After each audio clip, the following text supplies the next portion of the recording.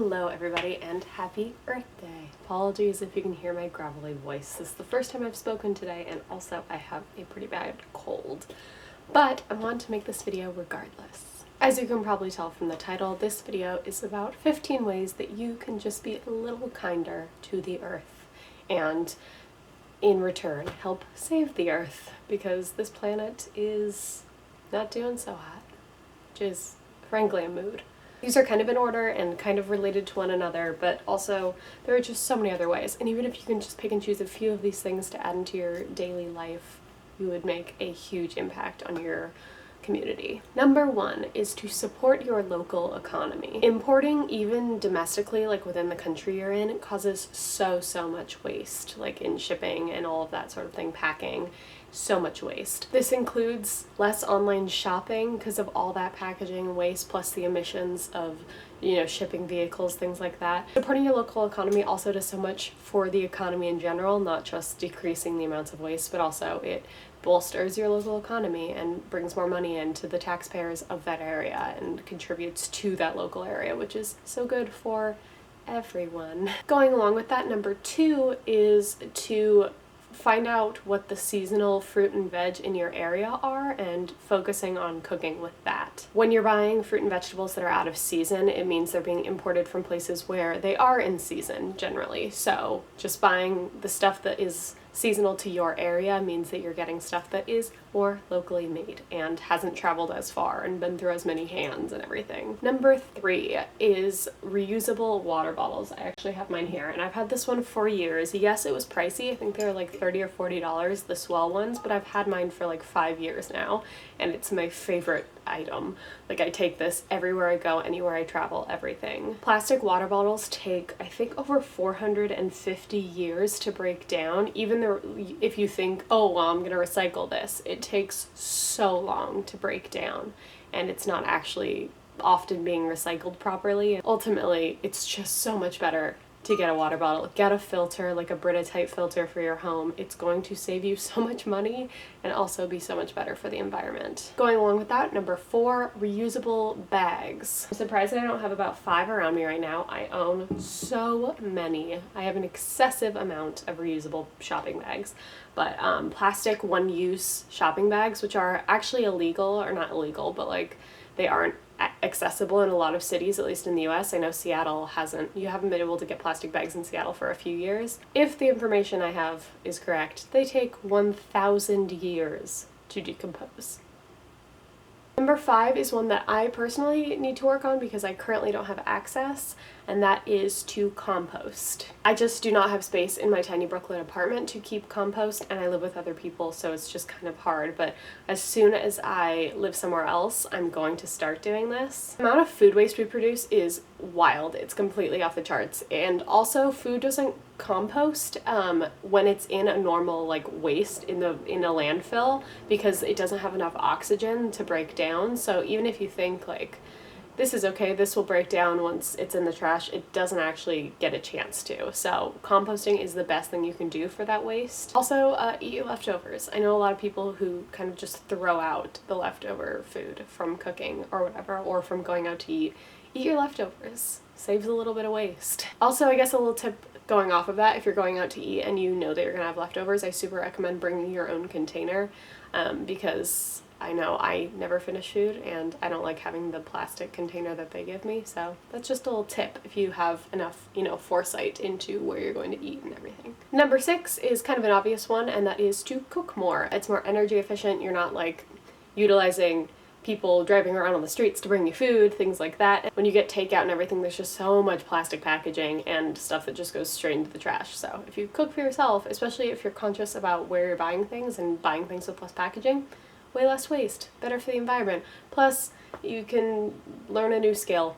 I'm not very good at cooking. I don't even really enjoy cooking, but every time I do cook, I know that I feel better for myself, and I really actually don't like getting takeout, so I just don't like food, I guess. Number 7 is to eat less meat. And I know you've been told this before when you're looking up tips for trying to be better for the environment, and I'm sure you've heard this from 1,000 vegans.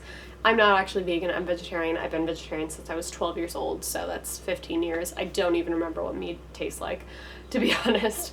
But eating less meat will greatly affect your impact on this planet. Livestock is responsible for so much carbon emissions being put out into the world. So much. It's so horrible for the environment. As is dairy as well, so cut down your dairy as well. But also, eating meat's expensive. If you can not eat meat, I super recommend it because you're gonna save money, you're gonna feel better about the planet, you're gonna be feeling better about all the little animals that you're not eating. Okay, sorry, but I went too far. Number 8 is bulk shopping, and I don't mean like Costco bulk, I mean like bulk bin shopping. I used to do this for almost everything I ate when I lived in London, and I need to get better about doing it in New York, especially because I do know that there are resources out there. Places like Whole Foods have tons of bulk bins for anything you could want, down to like cooking flours, as well as oats, pastas, nuts, seeds, etc. Even places like my local grocery store back home, which is just, it's called KFC. I think it's related to Kroger, so they're across the country as well.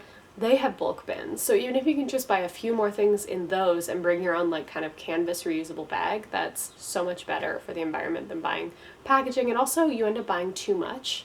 I feel like when you buy things in packages, you just go in and buy things when you need them.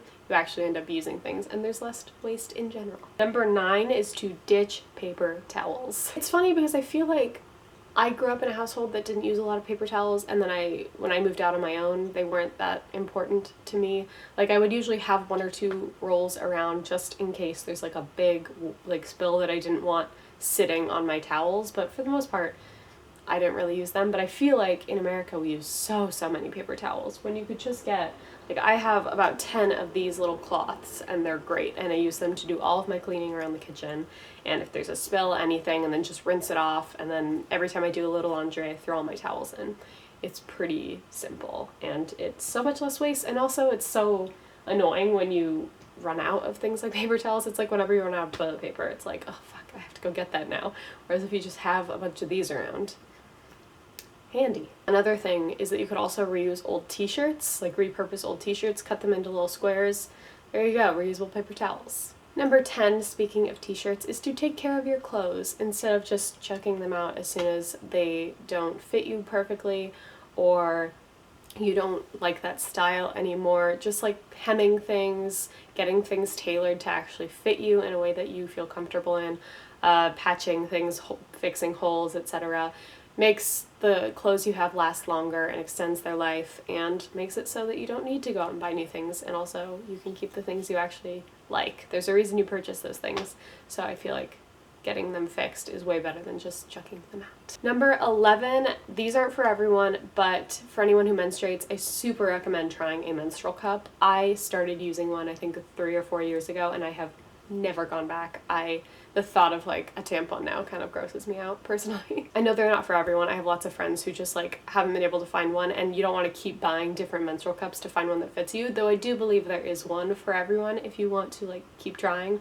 I have tried 3 different ones, and 2 of them I really like, and one just absolutely did not work for my body. So I do think that you have to find the right one, you have to find the right fit, and ultimately it is worth it because you spend $30 on that. You can spend $30 on tampons in like 1 or 2 months, I feel like. There's also reusable pads or like underwear like Thinx, or there are tons of other brands similar to that where they're reusable and they work as a pad. So if you're not a tampon person or a menstrual cup person, I recommend that. Reusing things.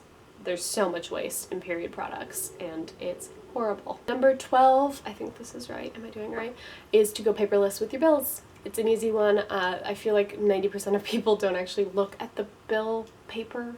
Like, just, you have the app, you have your banking app, I know you do. Use that instead.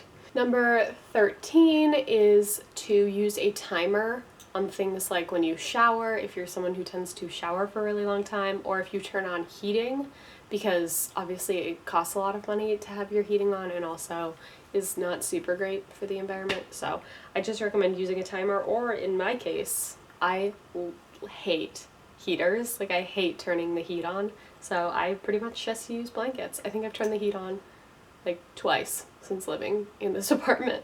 I just like, I don't like the dry air and I feel gross, so that's a personal thing, but I recommend a timer if you're someone who kind of like forgets and then you end up looking at your bill at the end of the month and it's super expensive. Number 14 is relevant to my current surroundings, and that is that plants are a natural air purifier. So get lots of plants. I think like snake plants and peace lilies, you can Google like best air purifying plants and you could find the ones that are best for your space. Especially make sure to look at like the care needs before you buy a plant. Big tip. Big tip. Plants are natural air purifiers. They're great for your home and they look really pretty.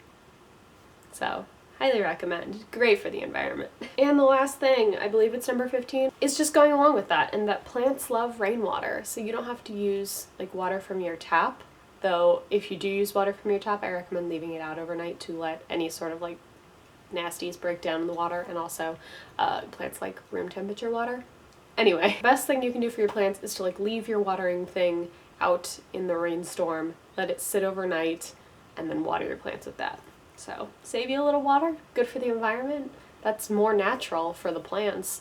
That's how they usually live. So there you go. And those are my tips. Obviously these are not the only tips. These are just like ones that I wrote down in half an hour one day during lunch. So if you have more tips, put them down below. I'd love to hear them. I'm trying to be better. I'm not perfect. I'm not making this video to say that I'm perfect. We can all do better for this planet.